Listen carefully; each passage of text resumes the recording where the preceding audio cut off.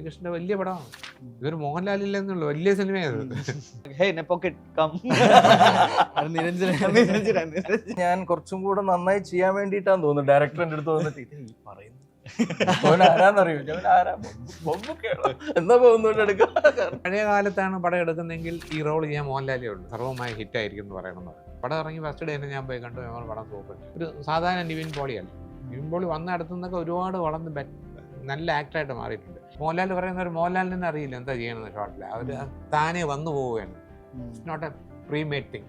മേനോൻ സ്വന്തം പടത്തിൽ അഭിനയിക്കുന്നതിനേക്കാളും വളരെ നന്നായിട്ടുണ്ട്. മേനോന്റെ പടത്തിൽ മേനോൻ തന്നെയാണല്ലോ ജഡ്ജ്മെന്റ്. ആരെങ്കിലും ചെന്ന് പറയാം സാറേ ശരിയായില്ലെന്ന് പറയാം. ഒരു CM എന്നൊക്കെ പറഞ്ഞ് നമ്മൾ ഓപ്പോസിറ്റ് വന്ന് മാധ്യമപ്രവർത്തനാണ് അങ്ങോട്ടും ഇങ്ങോട്ടും ഇത് പറയുമ്പോൾ നമുക്കൊരു CM-നെ കിട്ടും. എനിക്ക് ആദ്യമായിട്ട് ഞാൻ ചേട്ടൻ്റെ കൂടെ അഭിനയിക്കുന്നത്. ഇത് ദൃഷ്ടിയൊന്നും കിട്ടിയില്ലല്ലോ. മണിമലരാജ് സാറല്ലേ? എങ്ങനെ മനസ്സിലായി? നമ്മള് ചെറുപ്പം പോലെ കേട്ട ശബ്ദം. പ്രതിച്ഛായ എന്ന സിനിമയുടെ ടീമാണ് ദ ക്യൂ അഭിമുഖത്തിൽ കൂടെയുള്ളത്. ഏറെ സന്തോഷത്തോടെ സ്വാഗതം ചെയ്യുന്നു വിഷ്ണു അഗസ്ത്യ, മണിയമ്പിള്ള രാജചേട്ടൻ, നിഷാന്ത് സാഗർ. നമസ്കാരം. നമ്മൾ പ്രതിച്ഛായ എന്ന സിനിമയ്ക്ക് നമുക്ക് ആസ് പ്രേക്ഷകർ നമുക്ക് തോന്നുന്നൊരു ക്യൂരിയസ് ഫാക്ടർ ഉണ്ടല്ലോ. അതായത് ഈ പൊളിറ്റിക്കൽ ഡ്രാമ എന്നൊരു സ്വഭാവത്തിൽ സിനിമകൾ വരാൻ തുടങ്ങിയിട്ട് കുറേ കാലങ്ങളായി. ആ ഒരു ജോണറിൽ പ്ലേസ് ചെയ്തൊരു സിനിമ ഒരുപാട് കാലത്തിന് ശേഷം, ഇപ്പോൾ പണ്ടത്തെ നമ്മൾ SN സ്വാമിയുടെ തിരക്കഥയും ജോഷി സാറിൻ്റെ സിനിമകളൊക്കെ കണ്ട് കൈയടിച്ച, അങ്ങനത്തെ ഡയലോഗ്സൊക്കെ കൈയടിച്ച ഒരു ജനറേഷൻ ഉണ്ടായിരുന്നു. അതിൻ്റെ ഒപ്പം മറ്റൊരു ഫാക്ടറാണ് ഈ ആക്ടേഴ്സിൻ്റെ ഈ നിര. സ്റ്റാർട്ടിങ് ഫ്രം ബാലേന്ദ്രമേനോൻ സാർ തൊട്ട് ഈ സീനിയർ മണിമലരാജ് വരെ. അതെ, സീനിയർ ആക്ടേഴ്സിൻ്റെ ആ നിരയുണ്ട്, ഒപ്പം മുൻനിര നടന്മാരും ഉണ്ട്. എല്ലാവരുടെയും ഈ നിര ഭയങ്കര ക്യൂരിയസ് ഫാക്ടറാണ്. ചേട്ടൻ എങ്ങനെയാണ് ഈ സിനിമയിലേക്ക് എത്തുന്ന ഘട്ടം, ഈ ബി ഉണ്ണികൃഷ്ണൻ എന്ന സംവിധായകൻ മനുഷ്യനായിട്ടുള്ള സൗഹൃദം ഇത് തുടങ്ങുന്നത് എവിടുന്ന ശരിക്കും?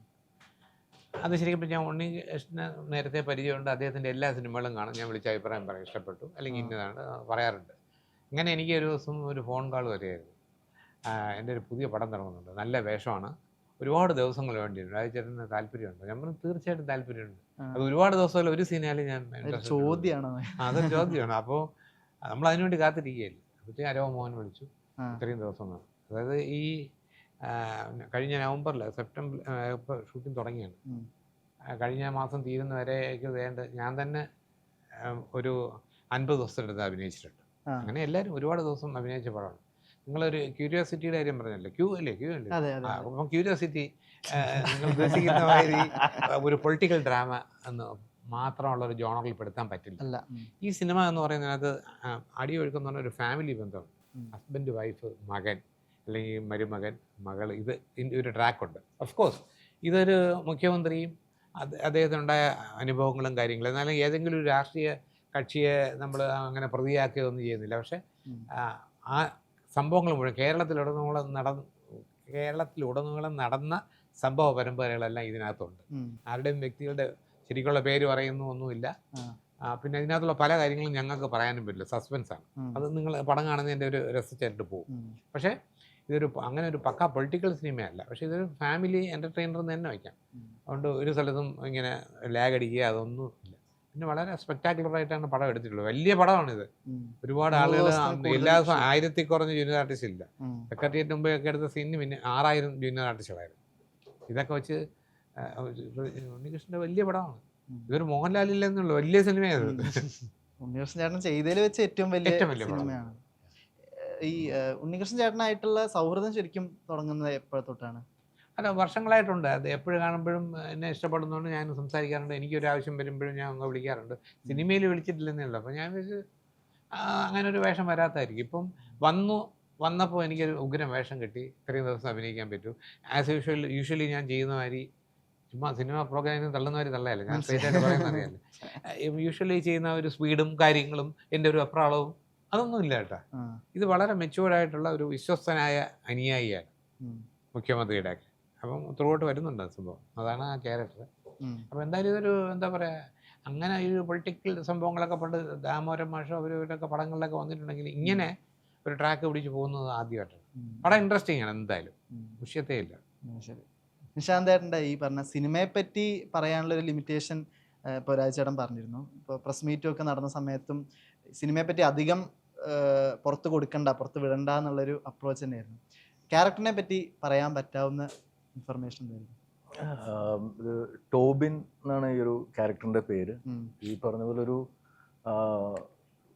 പൊളിറ്റിക്കൽ ത്രില്ലർ എന്നതിനോടൊപ്പം തന്നെ ശരിക്കും ഒരു ഫാമിലി ഇമോഷൻസും സെൻറ്റിമെൻസും ഒക്കെ കാണിച്ചു പോകുന്നൊരു പടവും കൂടിയാണ്. അപ്പം എനിക്ക് ഈ ക്യാരക്ടർ ഒരു വീട്ടിലുണ്ടാവുന്ന ഇഷ്യൂസും അതുമായിട്ട് ബന്ധപ്പെട്ട് ഈ കഥാപാത്രത്തിന് ഉണ്ടാകുന്ന മാനസിക സംഘർഷങ്ങളും കാര്യങ്ങളും ഒക്കെയാണ് ഈ ഒരു ക്യാരക്ടറിന് പടത്തിൽ പെർഫോം ചെയ്യാനുണ്ടായിരുന്നത്. അങ്ങനെ കുറേ ഏരിയകളിലായിരുന്നു. അതെ. കൂളിംഗ് ഗ്ലാസ് ഉണ്ടോ? എന്തോ ടോബിന് കൂളിംഗ് ഗ്ലാസ് ഇല്ല. കൂളിംഗ് ഗ്ലാസ് വെച്ച് അഭിനയിക്കാൻ പറ്റില്ല. പറ്റില്ല. ഒരു നടന്റെ ഏറ്റവും വലിയ ഇമ്പോർട്ടന്റ് അങ്ങനെ കണ്ണുകളുടെ ചലനമാണ്. അത് വെളി കൊടുക്കൂല. കൂളിംഗ് ഗ്ലാസ് വെച്ച് മറയ്ക്കും. പറ്റില്ല. ഇന്റർവ്യൂലൊക്കെ പക്ഷെ ഗ്ലാസ് ചെയ്യാം. കണ്ണ് കൊടുക്കണേ അപ്പൊ തന്നെ പൈസ കൊടുക്കും. കണ്ണിന് വേറെ റേറ്റ്. അല്ല, ഈ കണ്ണടയുടെ ഒരു ഗുണം ഈ അടുത്ത് ഞാൻ മനസ്സിലാക്കിയതിന് ശേഷം പിന്നെ ഞാൻ കണ്ണട ഊരാറേ ഇല്ല എന്നുള്ളതാണ്. ഒന്നുമില്ല, ആ ഒരു ഏരിയയിലെ ക്ഷീണവും കാര്യങ്ങളും ഒന്നും അറിയില്ലല്ലോ എന്നുള്ളൊരു കാര്യം. കുളിക്കുമ്പോഴും വെക്കും. അല്ല, അന്നേരം നമ്മൾ കഴുകണല്ലോ, ക്ഷീണം എപ്പോഴെങ്കിലും ഒന്ന് വൈപ്പറുള്ള കൂളിംഗ് ഗ്ലാസ് ഉണ്ട്. സ്വിച്ച് ഇട്ട് കഴിഞ്ഞാല് വൈപ്പറുണ്ട് കൂളിംഗ് ഗ്ലാസ്സിൽ. ഈ സ്നോ അല്ലെങ്കിൽ കാറിൽ പോകുമ്പോ ഇതായിരിക്കില്ല, ഫോഗ് ആകുമ്പോ വൈപ്പർ വർക്ക് ചെയ്യും, കാറിൽ വർക്ക് ചെയ്യുന്നതായിരിക്കും. അങ്ങനെ ഒരു ടൈപ്പ് വാങ്ങിക്കണം. അപ്പൊ അതാണ് കൂളിംഗ് ഗ്ലാസ് ഇല്ലാത്ത ടോബിൻ. വിഷ്ണു ചേട്ടന്റെ ഇപ്പൊ ഒരു മീഡിയ പേഴ്സൺ ആയിട്ട് ആണല്ലോ, എന്നാൽ നമുക്ക് ട്രെയിലറിന് ഒരു ചെറിയൊരു ഗ്ലിംസ് കണ്ടിരുന്നു. ഞാൻ ഇതിൽ ചെറിയൊരു വേഷമാണ് അരവിന്ദൻ എന്ന് പറഞ്ഞ ഒരു മാധ്യമ പ്രവർത്തനായിട്ട് അപ്ലൈ ചെയ്തേക്കുന്നത്. റെഫറൻസ് ഉണ്ടായിരുന്നോ? ഇല്ല. എനിക്ക് എൻ്റെ അടുത്ത് ഇത് പറയുമ്പോൾ ഇന്ന ഒരാളെ കൂടുതൽ ഒബ്സർവ് ചെയ്യാനോ അങ്ങനൊന്നും പറഞ്ഞിട്ടൊന്നുമില്ല. പക്ഷെ ടോട്ടാലിറ്റി നമ്മളിപ്പോ എന്താ പറയുന്നത്, ഇപ്പോൾ മാധ്യമ പ്രവർത്തകനായി ചെയ്യുന്ന സമയത്ത് നമുക്ക് ചെയ്യാൻ പറ്റുന്ന സംഭവം എന്ന് പറഞ്ഞു കഴിഞ്ഞാൽ നമുക്ക് എന്തൊക്കെ ഗ്രാബ് ചെയ്യാമോ അല്ലെങ്കിൽ എന്തൊക്കെ കണ്ടു നോക്കാമോ. നോർത്തിലെ തന്നെ ഒരു ശൈലി ഉണ്ടല്ലോ മാധ്യമ പ്രവർത്തനത്തിന്റെ തന്നെ, ഇവിടുത്തേക്കാളും വളരെ വ്യത്യാസമാണ്. അപ്പൊ അതൊക്കെ ഇങ്ങനെ ഒരു റെഫറൻസ് പോലത്തെ സ്പേസിലേക്ക് വന്നിട്ടുണ്ട്. എന്തായാലും സിനിമ ഉണ്ട്, എന്തായാലും പൊളിറ്റിക്കൽ ബേസ് ചെയ്തുള്ള ഒരു കോണ്ടെക്സ്റ്റിൽ നല്ല ഫാമിലി ഇമോഷൻസ് ഉള്ള ഒരു സിനിമയായിരിക്കും. പിന്നെ ഡെഫിനറ്റ്ലി പൊളിറ്റിക്കൽ ബാക്ക്ഡ്രോപ്പ് പറയുമ്പോൾ നമുക്ക് മാധ്യമ പ്രവർത്തകര് അല്ലെങ്കിൽ സിസ്റ്റം, പോലീസ് ഇതൊന്നും ഒഴിവാക്കി നമുക്ക് മുന്നോട്ട് പോകാൻ പറ്റില്ലല്ലോ. അപ്പൊ അതിലൊരു ഘടകം ഞാനും പ്ലേ ചെയ്തു. എന്താ ഈ അടുത്ത കാലത്ത് ഇറങ്ങിയ മസ്തിഷ്കം മരണം എന്നുള്ള സിനിമ പ്രശാന്തിന്റെ, അതില് ഇദ്ദേഹം ഒരു സൂപ്പർ വക്കീലായിട്ട് നല്ല പവർഫുൾ, ഭയങ്കര അടിപൊളിയായിട്ടുള്ള നല്ല അടിപൊളിയായിട്ട്.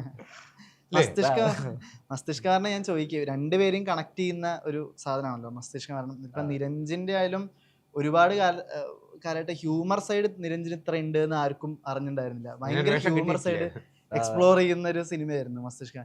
ശരിക്കും നിരഞ്ജ് ഈ ഹ്യൂമർ പരമായിട്ട് ഇങ്ങനെയാണോ, ഈ പടത്തിൽ കാണുന്ന പോലെയാണോ ശരിക്കും? ജീവിതത്തിലും നമ്മള് കണ്ടിട്ടില്ല എന്നേ ഉള്ളൂ, വീട്ടിലുണ്ട്. അതെ, ഒരു ദിവസം ഞാൻ നോക്കുമ്പോൾ എല്ലാവരും സെൻസ് ഓഫ് ഹ്യൂമർ നോക്കുമ്പം അച്ഛനെ മകൻ വെട്ടിക്കുന്നു, ഇതൊക്കെ കാണുന്നുണ്ട്. പറയുന്ന കാര്യങ്ങൾ ഞാൻ ചെയ്തു കൊടുക്കണം, അല്ലെങ്കിൽ ഇതൊക്കെ കാണുന്നുണ്ടല്ലോ. സെൻസ് ഓഫ് ഹ്യൂമർ ഉണ്ട്, നന്നായിട്ട് പറയും. അവരുടെ ഫ്രണ്ട്സും പറയാറുണ്ട്. കാരണം ഞാൻ ഇപ്പൊ എനിക്ക് മസ്തിഷ്കത്തില് പിന്നെ നിരഞ്ജ് ഹ്യൂമർ പ്ലേ ചെയ്തതിൽ അത്ഭുതമില്ലായിരുന്നു. കാരണം ഞാൻ അതിനു മുമ്പ് 4.5 ഗാങ്സിൽ ആണ് കൂടെ വർക്ക് ചെയ്യുന്നത്. അപ്പോൾ ആ ടൈമില് എല്ലാവർക്കും ഭയങ്കര ഈസി ആയിട്ടുള്ള, എല്ലാവർക്കും ട്രോളാവുന്ന, അങ്ങോട്ടും ഇങ്ങോട്ടും ഇംപ്രവൈസ് ചെയ്യുന്ന, വെളിയിലും നമ്മൾ അഭിനയിക്കുന്ന സ്പേസിൽ അല്ലാതെ വെളിയിൽ എനിക്ക് തോന്നുന്നു അതില് ബാക്കി 4 ക്യാരക്ടേഴ്സിൽ 3 ക്യാരക്ടറൊക്കെ പ്ലേ ചെയ്ത് നിരഞ്ജ് അത്ര ഈസി പേഴ്സൺ ആണ്, അടിപൊളി പേഴ്സൺ.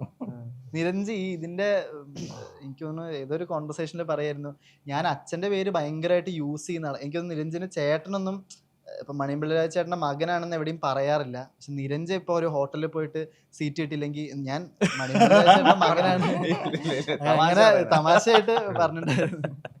പറയില്ല, ഞാനും അതിൽ ആരെയും വിളിച്ചിട്ട് മോനൊരു ചാൻസ് വേണമെന്ന് പറഞ്ഞിട്ടില്ല. ഞാനൊക്കെ വന്ന വഴി എഴുതി കണ്ടിട്ടില്ലേ, അവനവൻ കഷ്ടപ്പെട്ട് വന്ന് കിട്ടുന്നതിന്, അധ്വാനിച്ച് കിട്ടുന്നതിനാണ് സന്തോഷം, അല്ലെ റെക്കമെൻഡേഷൻ ഇതിനകത്താണ്. ഞാൻ പറയത്തില്ല. ഞാൻ എടുക്കുന്ന പടത്തിൽ വേഷം ഉണ്ടെങ്കിൽ തീർച്ചയായിട്ടും ഇടും. ഇയാൾ വെച്ച് പടം എടുത്തിട്ടുണ്ടല്ലോ, അതൊക്കെ തന്നെ. ഇതെന്താ തോന്നി പടം മസ്തിഷ്ക മരണം കണ്ടിരുന്നില്ല? കണ്ടുണ്ട്. പക്ഷെ ഞാൻ അത് ന്യൂ ജെന്നിലുള്ള പടമാണ് വേറെ തരത്തിലുള്ള അതാണ് അങ്ങനത്തെ സംഭവം. എല്ലാവർക്കും അത് മനസ്സിലാവണമെന്നില്ല, പ്രായമായവർക്കൊക്കെ പ്രത്യേകിച്ച്. വിഷ്ണുചേട്ടൻ ഇപ്പൊ ഈ ബി ഉണ്ണികൃഷ്ണൻ എന്ന ഫിലിം മേക്കർ ഇപ്പോൾ ഇക്കാലത്തും ചേട്ടന്റെ കരിയറിൽ ഇപ്പോൾ ബ്രേക്ക് തന്ന സിനിമകൾ പറഞ്ഞിപ്പോ തമർ എന്ന് പറഞ്ഞ ഡയറക്ടറിന്റെ 1000 നുണകളുണ്ട്, RDX ഉണ്ട്, അങ്ങനെ ഡെബ്യൂ ആയിട്ട് വന്ന സംവിധായകരുടെ ഒരുപാട് ക്യാരക്ടേഴ്സ് കിട്ടുന്നത്. സീനിയർ ആയിട്ടുള്ള ഒരു ഡയറക്ടർ ബി ഉണ്ണികൃഷ്ണനെ പോലൊരു സംവിധായകൻ പ്രതീക്ഷിച്ചതും ഷൂട്ട് ചെയ്തും ആ ക്രാഫ്റ്റ്മാനെ പറ്റി എന്താ തോന്നുന്നത്? ഡെഫിനറ്റ്ലി സീനിയേഴ്സിനോടൊപ്പം വർക്ക് ചെയ്യാൻ ഇവിടെ തുടങ്ങിയേക്കുന്ന ആക്ടിങ് എന്ന കരിയർ തുടങ്ങിയേക്കുന്ന എല്ലാവർക്കും കൂടുതൽ താല്പര്യമാണ്. കാരണം അത്രയും ലേൺ ചെയ്യാം, അത്രയും വർഷത്തെ ഈ മീഡിയം ബേസ് ചെയ്തുള്ള ലേണിങ് അവർക്കുണ്ട്. എനിക്ക് ഫീൽ ചെയ്തിരുന്നതെന്ന് പറഞ്ഞു കഴിഞ്ഞാൽ നമുക്ക് അതിനു മുമ്പ് ഇത് പ്രതിച്ഛായ എന്ന് പറയുന്ന പോലെ ഒരു ഇമേജ് ഉണ്ടാവുമല്ലോ, അതായത് വളരെ സീരിയസ് ആയിരിക്കും, ഒരു സീരിയസ് നോട്ടിൽ ഒരു സ്പേസ് ആയിരിക്കും, അവിടെ പോവുക, വളരെ പ്രൊഫഷണൽ ആയിട്ട് നമ്മുടെ ലൈൻസ് ഒക്കെ പഠിച്ച് പോവുക, അദ്ദേഹത്തിന് വേണ്ടുന്ന പോലെ പെർഫോം ചെയ്യുക, പോരുക എന്ന് പറയുന്ന സ്പേസിൽ നിന്ന് കുറച്ചും കൂടി ഈസി പേഴ്സണും കമ്മ്യൂണിക്കേറ്റ് ചെയ്യാൻ പറ്റുന്ന ഒരു പേഴ്സണും ഭയങ്കര ഷാർപ്പായിട്ട് കമ്മ്യൂണിക്കേറ്റ് ചെയ്യും, പിന്നെ ടെക്നിക്കലി സൂപ്പർ സൗണ്ട് ആയിട്ടുള്ള ഒരു ഫിലിം മേക്കർ ആണ് എനിക്ക് ഫീൽ ചെയ്തത്. അപ്പോൾ എനിക്ക് തോന്നുന്നു അതല്ലാതെ നമ്മൾ വിചാരിക്കുന്ന അത്ര ഗൗരവ സ്പേസിൽ നമുക്ക് 24 മണിക്കൂർ ഒരു മനുഷ്യന് നിൽക്കാനാവില്ലല്ലോ. അപ്പോൾ ഗൗരവം ആവശ്യമുള്ള ഒരു സ്പേസിൽ ഗൗരവം ഒക്കെ അല്ലാത്ത സമയത്ത് ഹ്യൂമറസ് ആയിട്ടുള്ള കഥകൾ പറയുകയും അല്ലെങ്കിൽ ടീസ് ചെയ്യുകയും ജോക്ക് ഒക്കെ ക്രാക്ക് അസോസിയേഷന്റെ പരിപാടികൾ റിലേറ്റഡ് ആയിട്ട് കാണുന്നുണ്ട്. അത് വളരെ ഗൗരവകരമായ ഒരു പൊസിഷൻ ആണല്ലോ പുള്ളി ഇത് ചെയ്യുന്നത്. വളരെ ഗൗരവമായിട്ടുള്ള ഒരു കാര്യം പറയാൻ എനിക്ക് എപ്പോഴും നമ്മൾ അദ്ദേഹത്തിന് അത് അല്ലാത്തൊരു ഇടം കണ്ടപ്പോ ആസ് എ പേഴ്സൺ എസ്പെഷ്യലി ബാക്കിയുള്ള സ്ഥലങ്ങൾ വിട്ട് ഫിലിം മേക്കർ വിട്ടിട്ട് ഇങ്ങനെ രസമുള്ളൊരു ഇടം നമുക്ക് കാണാൻ പറ്റി. നിശാന്തേട്ടാ, ഈ കഴിഞ്ഞ വർഷം ലോക എന്ന് പറഞ്ഞ സിനിമ, അത് മലയാളത്തിൽ മാത്രമല്ല, ഇപ്പോൾ നിങ്ങൾക്കത് ഭയങ്കര എക്സ്പീരിയൻസ് ചെയ്തിട്ടുണ്ടാവും. ഈ ഹോൾ ഇന്ത്യ, ഹോളിവുഡ് റിപ്പോർട്ടർ പോലുള്ള ചാനലിലൊക്കെ ഭയങ്കര വൈഡ് അപ്രിസിയേഷൻ വരുന്നു, ആ സിനിമ ഏറ്റവും കൂടുതൽ വാഴ്ത്തുന്നു. ഇപ്പോൾ ചേട്ടനെ അതിൽ കാണുമ്പോഴും ഒരു ഭയങ്കര സിഗ്നിഫിക്കൻ്റ് ആയ ഒരു പോർഷനിലാണ് ആ ക്യാരക്ടർ പ്ലേ ചെയ്യുന്നത്. ഇതിനെ ഈ ക്യാരക്ടറിലേക്ക് വിളിക്കുന്ന സമയത്തൊക്കെ ഈ പറഞ്ഞ പരിപാടി, അതായത് ഈ വോയിസും ഈ ക്യാരക്ടറിൻ്റെ തമ്മിലുള്ള ലിങ്കാണ് എന്നൊക്കെയുള്ള പറഞ്ഞ സമയത്തുള്ള ചേട്ടൻ്റെ ഒരു ഫീലിംഗ് എന്തായിരുന്നു ശരിക്കും? എനിക്ക് അതെ, ഇതൊരു വലിയൊരു പരിപാടിയാണ് എന്നുള്ളത് അറിയായിരുന്നു. പിന്നെ എൻ്റെ അടുത്ത് പറഞ്ഞത് ഈ ഒരു ക്യാരക്ടർ എന്താ പറയുക, ഈ വരുന്ന തുടർന്നുള്ള ചാപ്റ്റേഴ്സിലാണ് കൂടുതൽ എക്സ്പ്ലോർ ആകുന്നത്. അപ്പം ഇതിൽ സത്യം പറഞ്ഞാൽ ഞാൻ അങ്ങനെ കൂടുതലായിട്ട് ഇതെന്താണ് ഈ ക്യാരക്ടർ, അതെന്തൊക്കെയാണ്, അങ്ങനെ ഒന്നും ഞാൻ അന്വേഷിക്കാനും പോയിട്ടുണ്ടായിരുന്നില്ല. കാരണം എനിക്ക് ആ ഒരു പ്രൊജക്റ്റിൻ്റെ ഭാഗമാകുക എന്നുള്ളത് തന്നെയായിരുന്നു എൻ്റെ സന്തോഷം.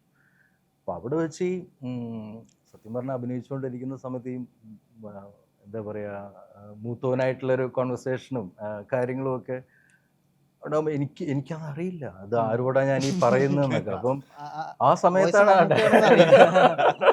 അതറിഞ്ഞിരുന്നില്ല അല്ലേ? എന്തോ ആ സമയത്ത് മമ്മൂക്ക അല്ല, അത് അഭിനയിച്ചുകൊണ്ടിരുന്നപ്പോഴാണ് ഞാൻ കുറച്ചും കൂടെ നന്നായി ചെയ്യാൻ വേണ്ടിയിട്ടാന്ന് തോന്നുന്നു ഡയറക്ടറിന്റെ അടുത്ത് വന്നിട്ട് ഈ പറയുന്നത് ആരാന്നറിയോ, ഞാൻ ആരാ മമ്മൂക്കയാണോ എന്നാ ഒന്നുകൊണ്ട് എടുക്കാം, എന്നാ പിന്നെ കുറച്ചുകൂടെ നന്നായിട്ട്. അല്ല, ഞാൻ പറയുന്നത് ഈ അഭിനയിക്കുന്ന സമയത്താണ് ഞാനും കൂടുതൽ കാര്യങ്ങൾ അറിഞ്ഞ്, പ്രേക്ഷകനെ പോലെ തന്നെയാണ് ആ പടം ഞാൻ അത് എന്താ പറയുക, എനിക്ക് ഉൾക്കൊള്ളാനും അതിൻ്റെ ഒരു സന്തോഷം അനുഭവിക്കാനൊക്കെ പറ്റിയത്. പടം ഇറങ്ങിയപ്പം എല്ലാവരും എൻജോയ് ചെയ്തപ്പോൾ ആ സമയത്ത് തന്നെയാണ് സിനിമയുടെ കഥ ഞാൻ അറിയുന്നതും പടം ആസ്വദിക്കുന്നതും ഒക്കെ. ഗംഭീര സിനിമയായിരുന്നു. അടുത്ത പോർഷനിലൊക്കെ ഈ ക്യാരക്ടറിന്റെ കൂടുതൽ എക്സ്പ്ലോറേഷനും അതിന്റെ ഐഡിയാസും ഒക്കെ പറഞ്ഞിട്ടുണ്ടോ? ഇല്ല, വരും എന്ന് പറഞ്ഞു. ഉണ്ടെന്ന് പറഞ്ഞു. കഴിഞ്ഞ പടത്തിൽ അദ്ദേഹത്തിനെ കൊല്ലേണ്ടായിരുന്നു, പക്ഷെ 4 ഭാഗങ്ങളുള്ളതുകൊണ്ട് പുള്ളി റൈറ്ററെയൊക്കെ സ്വാധീനിച്ച് കൊല്ലരുത്, ഇനിയും പടങ്ങൾ കണ്ടിന്യൂഷൻ വേണം.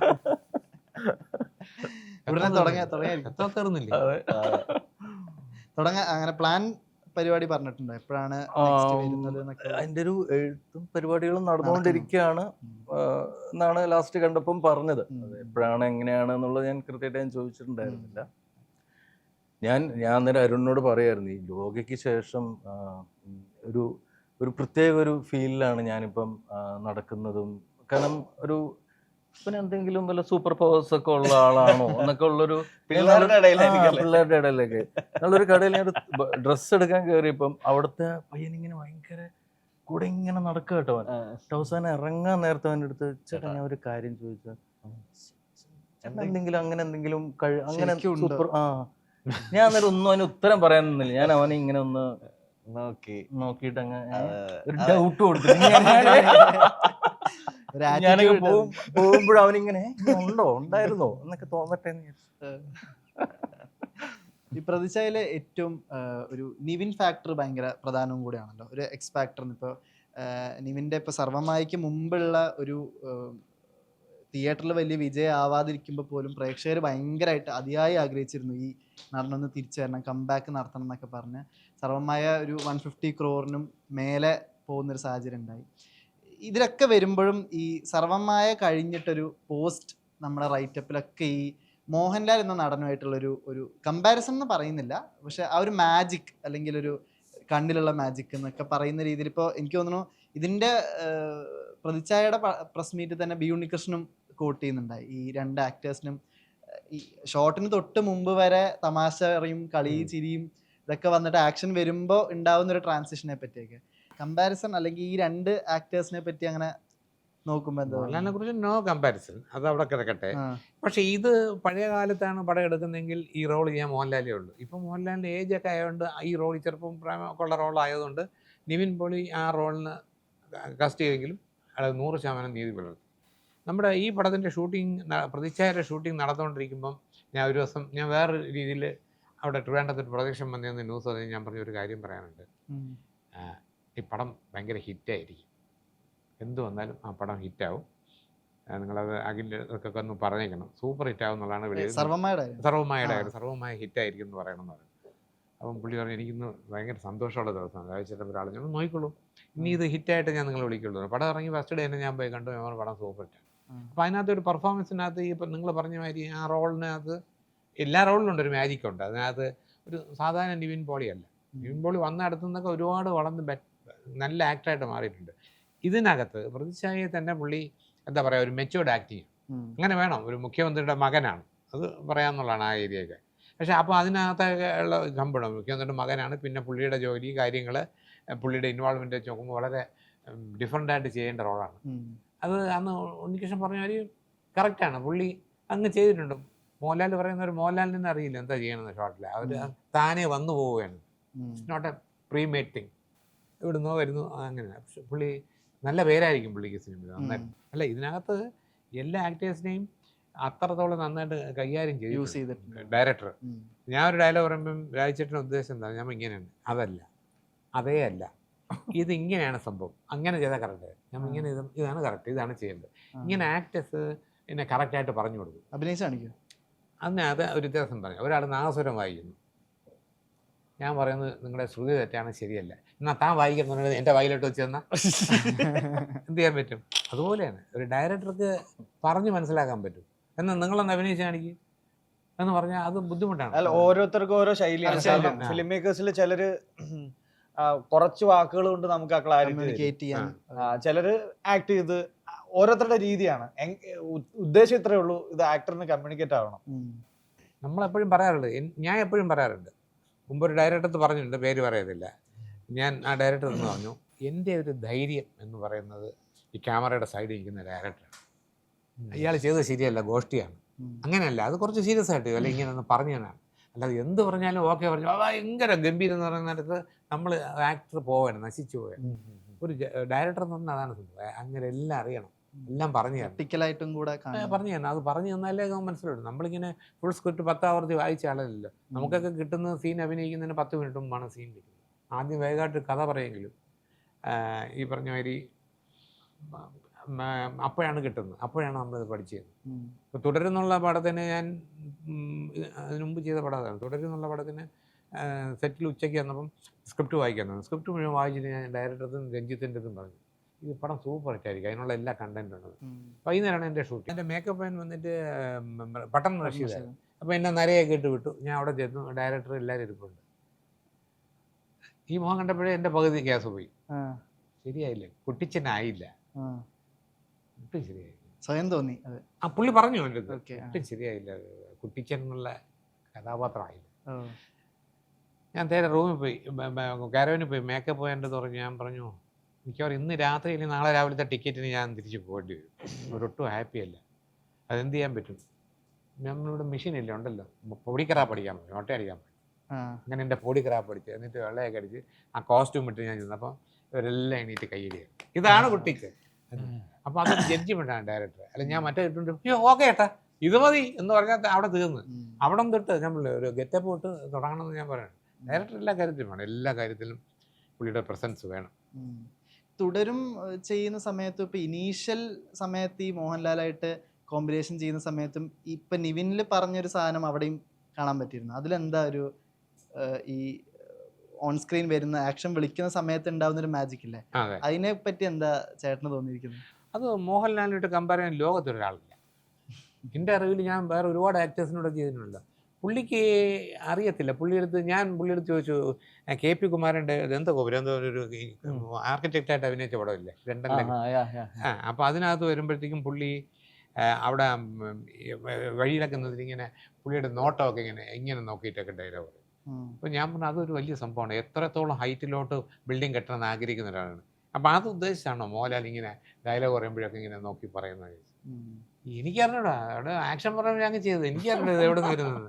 അങ്ങനെയാണ് സംഭവം. ഇത് ഞാൻ പോലെ ഫോഴ്സ്ഡ് അല്ല, താനേ വരുന്നതാണ്. പക്ഷേ നിവിൻ്റെ സൈഡിൽ നിന്ന് ഒരുപാട് അദ്ദേഹം ഇതിനുവേണ്ടി സ്ട്രെയിൻ ചെയ്തിട്ടുണ്ട്. ഈ ക്യാരക്ടർ നന്നാക്കാൻ വേണ്ടിയിട്ട് നന്നായിട്ട് പഠിക്കുകയും വളരെ സെറ്റിലൊക്കെ ഞാൻ ഡയറക്ടറായിട്ടും കാര്യങ്ങളായിട്ടൊക്കെ ഇഷ്ടംപോലെ സമയം സ്പെൻഡ് ചെയ്ത് എടുത്തു. നിവിൻ്റെ സമയത്തുള്ള ഈ പടം ഭയങ്കര പേരായിരിക്കണം തീർച്ചയായിട്ടും. നല്ലൊരു പടവും വേണം, നല്ല ഡയറക്ടറും വേണം. ഏതെങ്കിലും ഒരു പടത്തിൽ വേണ്ടി ചിത്ത പേര് വാങ്ങിക്കുന്നതിനേക്കാൾ ഒരു നല്ല പടത്തിന് 4-5 മാസം കൊടുത്താലും അതിൻ്റെ കൂടെ നമ്മൾ നിൽക്കുന്നത് തന്നെയാണ് നല്ലത്, ഒരു സീനായാലും. നമ്മൾ കോൺവെർസേഷൻ തുടങ്ങുമ്പോഴും ബാലേന്ദ്രമേനോൻ സാറിൻ്റെ കാര്യം പറഞ്ഞു. ഏറ്റവും കൂടുതൽ ഓൺ സ്ക്രീൻ കാണുമ്പോൾ നമുക്ക് ഈ പറഞ്ഞ ക്യൂരിയോസിറ്റി ഫാക്ടർ കൂടുന്നത് ഒരുപാട് കാലമായി സാറിനെ കണ്ടിട്ട്. സാറെ കാണുമ്പോൾ ഉണ്ടാകുന്നൊരു ഹാപ്പിനെസ് ഉണ്ട്. മണിയൻ പിള്ള രാജു എന്നുള്ള പേര് തന്നെ ആ ബന്ധം വരുന്നുണ്ട് ശരിക്കും പറഞ്ഞാൽ, മണിയൻ പിള്ള അഥവാ മണിയൻ പിള്ള സിനിമയായിട്ട്.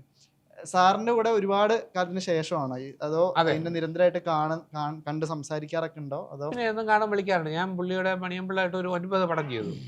84 ശേഷം ഇപ്പോഴാണ് ഒരു പടം ചെയ്യുന്നത്, ഒന്നിച്ച് വർക്ക് ചെയ്യുന്നത് ഉഗ്രൻ. അപ്പോൾ എനിക്ക് തോന്നുന്നു ഇവർക്ക് ഒരു മേനും ഞാനുമായിട്ട് അങ്ങനെ ചിരി കുറേ പടങ്ങൾ തോന്നില്ലേ. അപ്പോൾ ആ ഒരു കോമ്പിനേഷൻ കണ്ടുകൊണ്ടായിരിക്കണം ഇദ്ദേഹത്തിൻ്റെ അനുയായിട്ട് കൂടെ നടക്കുന്ന വിശ്വസനായിട്ട് ഒരാളായിട്ട് എന്നെ കാണിച്ചത്. പക്ഷേ മേനോൻ സ്വന്തം പടത്തിൽ അഭിനയിക്കുന്നതിനേക്കാളും വളരെ നന്നായിട്ടുണ്ട്. മേനോന്റെ പടത്തിൽ മേനോൻ തന്നെയാണല്ലോ ജഡ്ജ്മെന്റ്. ആരെങ്കിലും ചെന്ന് പറയോ സാറേ ശരിയായില്ലെന്ന് പറയാം, പോടാന്ന് പറയും. അപ്പൊ ഇത് ഉണ്ണികൃഷ്ണൻ പിള്ളയുടെ ഡയറക്ടർ പറഞ്ഞു കൊടുക്കും. പുള്ളി തെറ്റി ചെയ്യുമ്പോഴും പറയും അങ്ങനെയല്ല സാർ, ഇത്രയോ സീനിയറാണ്, ഇത്രയോ പടം കണ്ടു. പക്ഷെ ഉണ്ണികൃഷ്ണൻ പറയും എനിക്ക് വേണ്ടത് ഇതാണ് എന്ന് പുള്ളി പറയും. പുള്ളിയുടെ ഗെറ്റപ്പ് വയസ്സും പിന്നെ എനിക്ക് തോന്നുന്ന മുഖ്യമന്ത്രി എന്നുള്ള പോസ്റ്റിന് ഇന്ന് ജീവിച്ചിരിക്കുന്ന എലിജിബിൾ പുള്ളി തന്നെയാണ്. പുള്ളിയുടെ ഗെറ്റപ്പിൽ വരുമ്പോഴും പെർഫോമൻസ് നമുക്ക് തോന്നും മേനോൻ എന്നുള്ളൊരു ഇമേജ് ഉണ്ട്. എന്ന് വെച്ചാൽ മേനോന്റെ സ്ഥിരം യൂഷ്വൽ അതൊന്നുമില്ല. അത്രയും എന്താ പറയുക അടക്കവും ഒതുക്കത്തോടെ കൈയടക്കത്തോടെ അത് ചെയ്തിട്ടുണ്ട്. മേനോന് നല്ല പേരായിരിക്കും ഇവിടെ.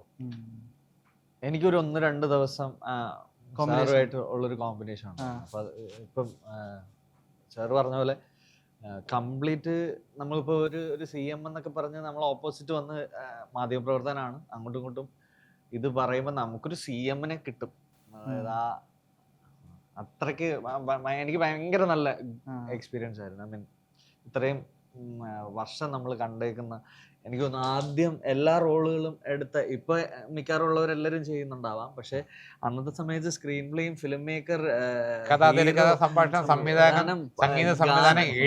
ഗാനരചയിതാവ്, എല്ലാ പോസ്റ്റും ആ സമയത്ത് കൈകാര്യം ചെയ്തിട്ടുള്ള. പക്ഷേ ഞാൻ ഇപ്പോഴും ആലോചിക്കണം, ഞാൻ ഇത്രയും വർഷങ്ങൾക്ക് ശേഷമുള്ള ഒന്നിച്ച് അഭിനയിച്ചപ്പോഴാണ് പുള്ളിയുടെ അകത്തൊരു ഫയർ ഉണ്ട് കേട്ടോ. ഞാൻ വിചാരിച്ചു ഈ പ്രായമൊക്കെ ഇപ്പോഴൊക്കെ കുറഞ്ഞിരിക്കുന്നു, അങ്ങനെ തന്നെ അത് യാതൊരു വ്യത്യാസമില്ല. ആ ഒരു ഫയർ ഉണ്ട്. ചിലപ്പോൾ ഉണ്ണി സാറൊക്കെ ചിലത് ഓക്കെ ആണ്, ഒന്നുകൂടെ പോവാം എന്നൊക്കെ പറഞ്ഞ് പുള്ളിയുടെ സാറ്റിസ്ഫാക്ഷൻ ഭയങ്കര. പക്ഷെ വേറൊരു ഡയറക്റ്റ് ചെയ്യുമ്പോൾ അതിനകത്ത് കൈയെടുത്ത് അതൊന്നും ഇല്ല കേട്ടോ. അതൊക്കെ ഒബീഡിയന്റ് ആക്ടറാണ് പുള്ളി ആ കാര്യത്തിൽ. നിശാന്ത് ഏട്ടന് ഉണ്ടായിരുന്നു ഈ പറഞ്ഞ പോലെ ഒരു അതെ, പിന്നെ സാറുമായിട്ടുള്ള ആ combination. കോമ്പിനേഷൻ സീൻസ് ഒക്കെ ഉണ്ട്. അപ്പൊ അന്നേരമൊക്കെ ഈ പറഞ്ഞ പോലെ ഒരു അത്ഭുതത്തോടു കൂടിയായിരുന്നു സാറിന്റെ മുഖത്തേക്ക് ആ ഒരു വികാരത്തിൽ. അതെ, മകനായിട്ടാണ്. അല്ല, നിങ്ങളുടെ മകൻ. അല്ല, ഞാൻ മകനായിട്ടാണ്. ബാലേന്ദ്ര മേനോൻ സാറിന്റെ സാറിന്റെ മകനായിട്ട്. അതെ അതെ. നേരത്തെ പറഞ്ഞത് അതാണ്. അപ്പം ഞാൻ പറയുന്നത് എന്താ പറയാ, നമ്മൾ ഈ പറഞ്ഞ പോലെ അദ്ദേഹത്തിന്റെ ഒരു കാലിബറും നമ്മൾ എത്രയോ കാലമായിട്ട്, അതെ, മേനോൻ സാറാണല്ലോ ഈ നമ്മുടെ മുമ്പിൽ നിൽക്കുന്നത് എന്നുള്ളൊരു ആ ഒരു ആശ്ചര്യത്തോടു കൂടിയാണ് ഓരോ പ്രാവശ്യവും ലൊക്കേഷനിൽ ഉണ്ടായതും സാർ ഉള്ളപ്പോഴൊക്കെ വലിയൊരു സന്തോഷമായിരുന്നു. അതുപോലെ തന്നെ രാജുവേട്ടൻ്റെ ഒക്കെ കൂടെ എനിക്ക് ആദ്യമായിട്ട് ഞാൻ രാജുവേട്ടൻ്റെ കൂടെ അഭിനയിക്കുന്നതും ഇതിന്റെ ദക്ഷിണയൊന്നും കിട്ടിയില്ലല്ലോ. ഇപ്പൊ കൊടുക്കുന്നു. എനിക്ക് ഈ കൂടെ വർക്ക് ചെയ്തതിന് ശേഷം ഞാൻ ടി വിയിൽ പലപ്പോഴും രാജുവേട്ടൻ്റെ പടമൊക്കെ കാണുമ്പോൾ നമ്മുടെ ആള് അത്രയും നാളത് വേറെ ആരുമായിരുന്നു, ഒരു നടൻ. നമ്മളൊക്കെ എന്നെയൊക്കെ ഇപ്പൊ അറിയുന്ന ഒരാളായപ്പോൾ എന്നെ ഇതിന്റെ ഡബ് കണ്ടിട്ട് ഒരു ദിവസം നമ്പർ എടുത്ത് എന്നെ വിളിച്ചു. രാജേട്ടൻ എന്നെ വിളിച്ചു. ഞാൻ നിരഞ്ജന്റെ ഞാൻ പറഞ്ഞു നന്നായിട്ട് ബെസ്റ്റ് ആയിട്ട് ഡബ് ചെയ്തിട്ടുണ്ട്. എന്നെ വിളിച്ചിട്ട് പ്രാങ്ക് പോലെ തമിഴ് ഇതില് അങ്ങനെ സാർ ഞാൻ വന്ന് എന്നൊക്കെ പറഞ്ഞു. തമിഴ് പ്രൊഡ്യൂസർ അപ്പൊ ഞാൻ പറഞ്ഞു മിമിക്രിങ് നന്നായി. അല്ല, മണിമലരാജ് സാറല്ലേ. എങ്ങനെ മനസ്സിലായി? നമ്മള് ചെറുപ്പം പോലെ ശബ്ദം ഇവർക്ക് എല്ലാം പെട്ടെന്ന് പിടിക്കാൻ പറ്റും. എന്റെ എന്നുള്ള സൗണ്ടാണ്. അപ്പൊ തന്നെ പിടിച്ചു. ഒരുപാട് സന്തോഷം. അപ്പോൾ പ്രതിച്ഛായക്ക് എല്ലാവിധ ആശംസകളും. നിങ്ങൾക്കും ഇനി വരുന്ന സിനിമകൾക്കും ഈ സിനിമകൾക്കും വൻ വിജയമാവട്ടെ എന്ന് ആശംസിക്കുന്നു. Thank you. Thank you.